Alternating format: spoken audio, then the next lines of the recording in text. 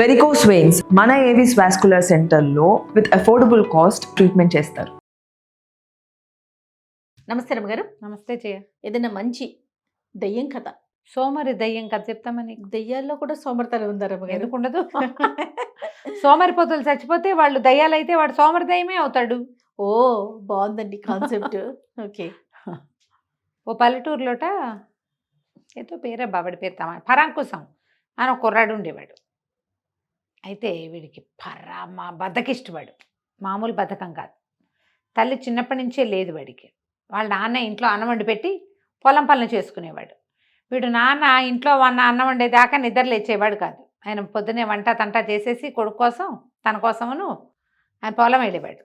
వీడు నిదానంగా నిద్ర లేచి మేలిగా పళ్ళు తోముకుని అటు ఇటు చూసి ఎటాగో చెమ్ము నీళ్లు దిమరించుకుని వాళ్ళ నాన్న వండి పెట్టింది తిని ఊళ్ళోకి తిరగడానికి పోయేవాడు. ఊళ్ళో ఫ్రెండ్స్ తోటి అటు ఇటు తిరిగేవాడు. బద్ధకంగా ఉంటే ఎక్కడైనా కూర్చునేవాడు.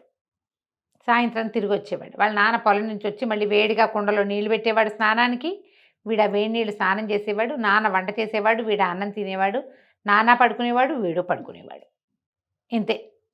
పొలం పనులు ఎప్పుడు వాళ్ళ నాన్నే చేసేవాడు. వీడు ఎప్పుడు ఏ పని చేసేవాడు కాదు. ఏం చెప్పినా సరే రే పని మా పని అనేము అని వాళ్ళ నాన్న పనే చెప్పడం మానుకున్నాడు. మనం ఇట్లా పనులు చేయరని మన సమీపంలో చుట్టాల పక్కల నీకు 5-6 గుర్తొచ్చి ఉండాలి ఈ పాటికి. ఇక వాళ్ళని చచ్చిన వాళ్ళకి ఏ పనులు చెప్పరు. వాడు ఎలాగూ చేయడని పని చేసే ఒక్క పిల్లనో పిండి పారేస్తారు, చెవులు మూస్తారు. పని చేయని వాడిని ఎవ్వరు వాళ్ళని పిలవరు, వాళ్ళకి చెప్పరు. ఎక్కడైనా సహజం రమ్మగారు, ఇంట్లోనే కాదు ఎక్కడైనా, ఆఫీసుల్లో కూడా, ఎక్కడైతే ఆఫీసులో కూడా ఎవరైతే పని చేస్తారో వాళ్ళకి చెప్తారు. వాళ్ళే ఆన్సరబుల్ గా ఉంటారు. వాళ్ళు బతుకంతా ఆన్సరబుల్ గానే ఉంటారు. అంతే పనిమంతులు. ఈ సోమరిపోతులు అలాగే కొన్ని ఆఫీసుల్లోనూ నడుస్తాయి, కంపెనీల్లో నడుస్తాయి, ఇళ్లలో కూడా. ఇళ్లలో చెప్పనక్క ఫ్రెండ్స్ లో కూడా పరమ బద్దకిష్టులని అలాగే బద్ధకంతో మెయింటైన్ చేస్తారు. నీ బద్ధకం నేను మీతో మేము మాట్లాడపో మీ ఇంటికి అనరు. ఆ బతకిష్టిని మోసుకుంటూ తిరుగుతుంటారు. పోనీ వాడు బతకం అని చెప్పుకుంటూనే తిరిగేస్తాం. అదే కొన్నాళ్ళకి చుట్టుపక్కల ఎక్కడ వీడికి పిల్లనిచ్చేందుకు ఎవరు రాలి. వీళ్ళకి 4 ఎకరాల పొలం ఉంది. పొలం చూసి రావచ్చు ఎవరైనా. వీడు కొంచెం చూపు శృంగారు బాగానే ఉంటాడు. కానీ వీడి బద్ధకం తెలిసి ఎవ్వరు చుట్టుపక్కల వాళ్ళు పిల్లనివ్వల. ఓకే. ఒక 3 ఏళ్ళ ఊళ్ళ అవతల ఒక సంబంధం కుదిరింది. ఆ పిల్ల పేరు నాగమణి. అది చక్క పనిమంతురాలు. పొలం పనులు చేసి అవతల పారేస్తుంది, ఇంట్లో పని చేసి పారేస్తుంది. అది దాన్ని పెళ్ళి కుదిర్చారు. సరే పెళ్ళి కుదిరినప్పుడు కొంచెం సరదాగానే ఉంటుంది. వెళ్ళారు, మాట్లాడారు, చేశారు. పెళ్లిపేటల మీద 3 ముళ్ళైనాయినా అంటే 3 ఎందుకు, 2 వేస్తే చాలుగా, 3 ఎందుకు అన్నట్ట. 1 ముడి వేస్తే ఊడిపోతుంది, 2 వేస్తే చాలుగా, 3 ఎందుకు అనవసరంగా అనగానే ఈ పిల్లకి అర్థం, ఊరిని వీడు బద్దకిష్టు కాబోలు, ఎక్కడ కర్మ ముడేయటానికి కూడా బద్దకిచ్చేవాడు, వీడు ఏం చేస్తాడు. సరే ఇంటికి వచ్చాక అమ్మాయికి మొగుడు గారి బద్ధకం తెలిసింది. అదే పొలం పోయేది, అదే ఇంట్లో పనిచేసేది, ఊరుకునేది. ఒకనాడు ఎప్పుడో ఏమందిట, అటా కూర్చుని ఉంటావు, పడుకుని ఉంటావు, కదలకుండా కాస్త అలా వెళ్ళి మీ నాన్నకి పొలం పని సాయం చేయకూడదు అంతే అనేసరికల్లా అతను అన్నాడు పరాంకుశం, ఏమిటి పొలం వెళ్ళి పని చేసేది, ఇప్పుడు మా నాన్నకి పొలంలో సాయం చేయమంటావు, రేపొద్దు నీకు వంటలో సాయం చేయమంటావు. ఆయన ఎవరో కోయవాడు చెప్పాడు, ఏ పని చేయకపోయినా నా రాజ్యాంగానికి ఏమీ లోటు ఉండదుట, నా బతుకంతా ఏ పని చేయకుండా ఉంటానని చెప్పాడు, అందుకే నేను హాయిగా పడుకుంటున్నా, నాకేం పనులు చెప్పద్దు నువ్వు అన్నాడు. ఏం చేస్తుంది, వాళ్ళ నాన్నే వదిలేశాడు. విడిచేసిన వాడు వీడితోటి మనకేంటని ఆ పిల్ల అన్ని పనులు చేసుకునేది. కాలక్రమాన పిల్లకు ఓ కొడుకు పుట్టాడు. పిల్లాడు పుట్టిన 5-6 నెలలకి మామగారు హరీమన్నాడు. పరాంకుశం వాళ్ళ నాన్న పోయాడు. ఈ 6 నెలల చంటి బిడ్డతోటి అమ్మాయి పిల్లాడిని భర్త కప్పచెప్పి పొలం వెళ్ళి వచ్చేది. కాస్త పిల్లాడి 10 నెలలు వచ్చాక ఒకనాడు ఈ అమ్మాయి పొలం వెళ్ళి తిరిగి వచ్చాక ఇంకా వాకిట్లోకి వస్తుంది. ఇతను ఒక మంచం మీద ఇటా కాళ్ళు చాపుకుని పడుకుని ఉన్నాడు. ఈ 10వ నెల వచ్చిన చంటివాడు పాక్కుంటూ వెనకాల ఒక దిగుడు బాగుంది వాళ్ళకి, బావు వైపుకి వెళ్ళిపోతున్నాడు. అయ్యో. ఈ పిల్ల అయ్యో అని కేకలు పెట్టి పరిగెత్తుకుంటూ వచ్చే పిల్లాడిని ఎత్తుకుని చంటివాడిని ఎత్తుకుని తిట్టింది. మొహం మండ, అట్లా చూస్తూ ఉన్నావు, కాస్తుంటే పిల్లాడు అందులో పడిపోను అనేసరికల్లా, ఏం పడిపోడులే, నువ్వు వస్తున్నావుగా, నిన్ను రాజూసుకుని నేను ఊరుకున్నా, ఎటాగు నువ్వు వస్తావులే అని. ఒక్క క్షణం నా కాలు లేట్ అయినా, పిల్లాడు ఒక్క చురుకు పాలు ఎక్కువైనా ఏమయ్యేది, భరించలేకపోయింది. ఎంత చాకరీ చేసినా నీకు తెలియటం లేదు. ఇంట్లో పిల్లాన్ని చూసుకుని వంట చేసి ఇక ఈ కొంపాగోడు శుభ్రం చేసి దొడ్డి వాకిలి తుడిచి పొలం వెళ్ళి పొలం పనులు చేసి వచ్చి నా దుంప తెగిపోతుంది. ఈ చాకరీ ఎక్కడ చేసుకున్నా నాకు సరిపోతుంది కదా. అంతే. నా కొడుకు పొట్ట నా పొట్ట పూడవా దీంతోటి స్థిమితమైన ఉంటుంది జీవితానికి. నేను నీతో చచ్చినా ఉండను, ఏదో ఒకటి చేసుకో ఏడు, నేను నీతో ఉండను అని చెప్పేసి పిల్లాన్ని ఎత్తుకుని వెళ్ళిపోయింది పుట్టింటికి.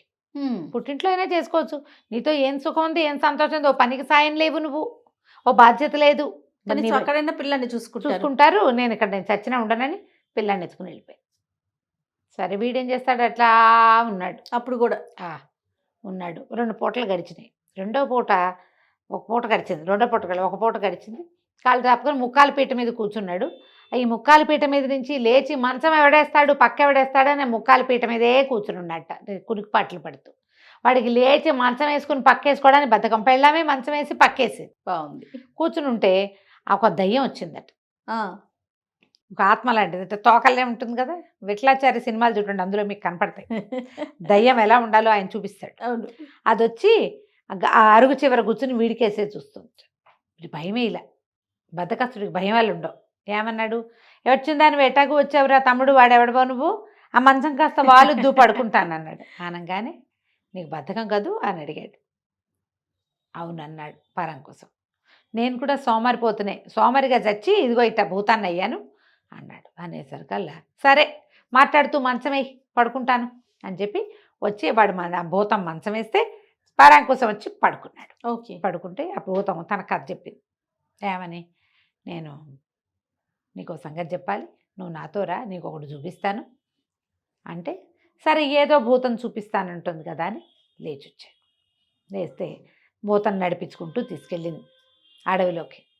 సరే నువ్వెవరు, ఏమిటి, మా ఇంటికి ఎందుకు వచ్చావు ఏంటని అడిగితే, నేను నీలాంటి సోమరిపోతునే, మా నాన్న అమ్మ చెల్లి ఉండేవాళ్ళు, నేను ఉన్నాను, పరమ సోమరిని, నీకు మళ్ళీనే ఏ పని పాట నా చేత పట్టేది కాదు, నాకు 3 దౌర్భాగ్యపు స్నేహితులు ఉండేవాళ్ళు, నేను సోమరిపోతున్నాయి కానీ మనిషిని మంచివాడిని. ఓకే. ఒకడేమో జూదరి స్నేహితుల్లో, ఒకడు తాగుబోతూ, ఒకడు తిరుగుబోతూ ఉండేవాళ్ళు.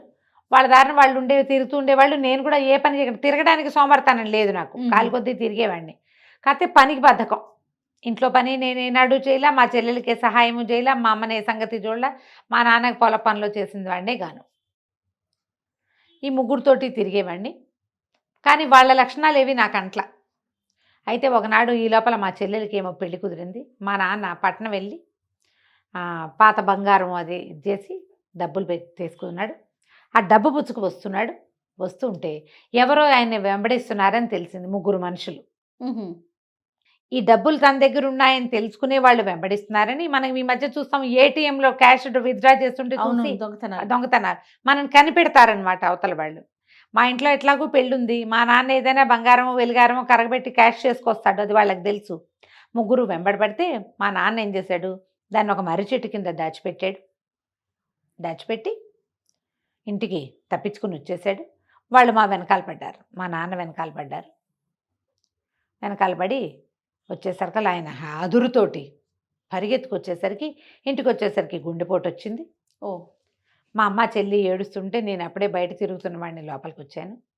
మా నాన్న రహస్యంగా ఒరే ఎవరో 3 వెంబడబడ్డారు, వాళ్ళు నీ స్నేహితులేమో నన్ను నాకు అనుమానంగా ఉంది, మర్రి చెట్టు కింద డబ్బులు దాచిపెట్టాను, చెల్లాయి పెళ్ళి జాగ్రత్తగా చేయని పిల్లని నాకు అప్పచెప్పి చచ్చిపోయాడు. అంత్యక్రియలు అన్నీ జరిపాం. సరే ఒకనాడు నేను మా డబ్బులు తీసుకురావాలిగా, మరి చెల్లెలు పెళ్లి చేయదు, డబ్బులు తీసుకురావడానికి నేను మర్రి చెట్టు దగ్గరికి వెళ్ళేసరికి నా 3 స్నేహితులు నా వెంట పడ్డారు. అయితే నేను మర్రి చెట్టు దగ్గరికే వెళ్తే వీళ్ళకి తెలిసిపోతుంది నాన్న డబ్బులు ఎక్కడ పెట్టాడు. అందుకని జాగ్రత్తగా నేను ఇంకో చెట్టు దగ్గర తవ్వటం మొదలుపెట్టాను. వీళ్ళు 3 నా వెనకాల ఉన్నారుగా, వాళ్ళు పట్టేశారు నన్ను పట్టుకుని వాళ్ళు తవ్వటం మొదలుపెట్టారు. ఎంత తవ్వినా వాళ్ళకి డబ్బులు దొరకలా, ఎందుకంటే అక్కడ లేవు, పాత పెట్టింది ఎక్కడ, మర్రి చెట్టు కింద. నేను వాళ్ళని మిస్లీడ్ చేయడానికి ఇంకో చెట్టు కింద తవ్వటం మొదలెట్టాను. కోపంతో వాళ్ళు నన్ను చితకొట్టారు. ఆ దెబ్బలకి నేను కాస్త చచ్చిపోయాను. మా నాన్న పోవటం, నెల తిరిగేసరికి నేను ఇట్లా దుర్మరణం పాలవటం, డబ్బు గిబ్బు ఏమీ లేదు, డబ్బేమో మర్రి చెట్టు కింద ఉంది. మా అమ్మ చెల్లి బెంగతోటి మెల్లిగా క్రమంగా కాలక్రమాన మరణించారు. వాళ్ళకి సద్గతులు వచ్చాయి, కానీ నేను ఇట్లా అరకొర జీవితం వల్ల నేనేమో దయ్యాన్ని అయ్యాను. అప్పటి నుంచి వెతుకుతున్నా ఎవరికైనా ఈ డబ్బు ఇవ్వాలని. ఇందాక నీ భార్య ఏడుస్తూ నిన్న సాయంత్రం పిల్లాన్ని ఎత్తుకెళ్ళటం చూశాను. కనపడ్డ వాళ్ళందరికీ చెప్తుంది, నా మొగుడు పరమ సోమరిపోతూ, వాడితో నేను ఉండలేను. వాడు నాన్న లేకపోయినా వాళ్ళ ఊళ్ళో వాళ్ళు అదేంటమ్మా తల్లిదోడు ఎవరు లేరు వదిలిపెట్టిపోతే ఎట్లాంటి, వదిలిపెట్టక నేను ఏం చేయను. కాస్తుంటే పిల్లాడు నూతులో పడేవాడు, ఏదో రకంగా నా పిల్లాడిని నేను కాపాడుకుంటానని వెళ్ళిపోతుంది. అది చూశాక నాకు అనిపించింది, నాలాంటి సోమరిపోతువే నువ్వు కూడా. నేను వాళ్ళతో స్నేహం చేయకుండా ఉండుంటే బాగుండేది.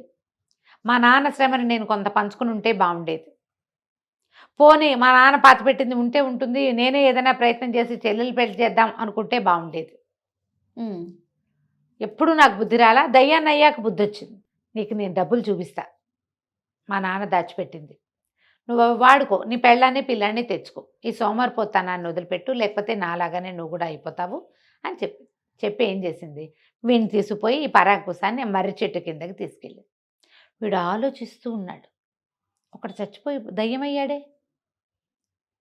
వాడు నాన్న చచ్చిపోయి, అమ్మ చెల్లి పెళ్ళి పేరెంటం లేకుండానే చెల్లెలు చచ్చిపోయి, అమ్మ చచ్చిపోయి, వాడు పోయి మర్రి చెట్టు కింద తవ్వాడు. అది ఒక కాయిన్ కనపడింది. అన్నీ తీస్తే అవి ఏనాటివో పురాతన నాణేలు, అవి ఇప్పుడు పనికిరావు.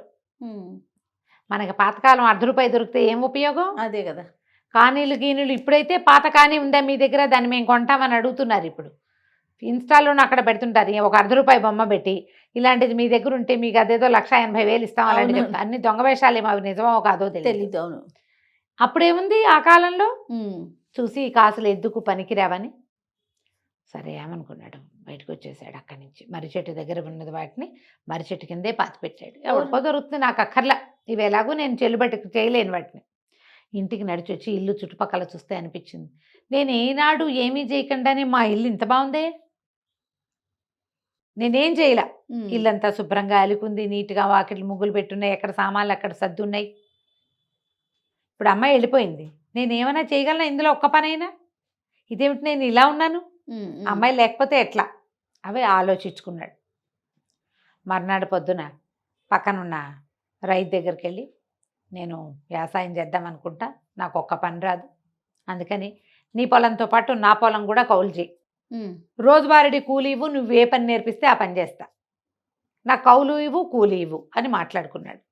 పెళ్ళానికి ఒక్కొక్క ఉత్తరం రాయించాడు. మన పక్కనున్న రాజన్న చేతిలో మన పొలం పెట్టాను, ఆయన కౌలిస్తాడు, నాకు రోజువారీ కూలీకి నన్నే పిలుస్తానని మాటిచ్చాడు, నువ్వు వచ్చి కాస్త వేళకు అన్నం వండి పెట్టి పొలానికి అన్నం తెస్తే మన ఇంటికి కావాల్సింది నేను సంపాదిస్తాను అని ఉత్తరం రాశాడు.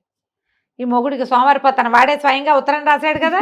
అది చూసుకుని అమ్మాయి మీరు సోమరిపోతాను వదిలిందిరా దేవుడా అని ఆ అమ్మాయి కొడుకుని ఎత్తుకుని మళ్ళీ వచ్చేసింది. వీడు ఆ దయ్యాన్ని చూసిన భయంతో మెల్లిగా సోమరిపోతానాన్ని వదిలిపెట్టి ఒక 4-5 సంవత్సరాల్లో వాళ్ళు 4 ఎకరాలకి ఇంకో 4 ఎకరాలు కొన్నట్ట. ఇంకో 4 ఎకరాలు కొని క్రమంగా మోతుబరి అయ్యాడు. ఒళ్ళు దాచుకోని వాడికి సంపాదన ఉంటుంది అంతే. బద్దకిష్టులకి సోమరిపోతు వాళ్ళకి రేపు చేద్దాంలే అని అనుకునేవాడివి, గోడ మీద రేపు రాసుకునే వాళ్ళకి రూపాయి రాదు, ఖచ్చితంగా రాదు. ఉద్యోగినం పురుష సింహం ఉపైతి లక్ష్మి అంటారు. ఎవడైతే ఉద్యోగిగా ఉంటాడంటే పని చేయాలి అన్న ఉద్దేశంలో ఉంటాడో వాడికి లక్ష్మి దొరుకుతుంది అంతే, వాడి జీవితంలో ముందుకెళ్తాడు. సోమరిపోతనాలు విడిచిపెట్టండి. ఇందులో ఉన్న సోమరి దయ్యంలాగా మనం ఆత్మలుగా మారాక బుద్ధి వచ్చినా ఏ ప్రయోజనమూ ఉండదు అంతే. కాబట్టి ఇలా ఆలోచించండి. తప్పకుండా. నమస్తే రమగారు. నమస్తే.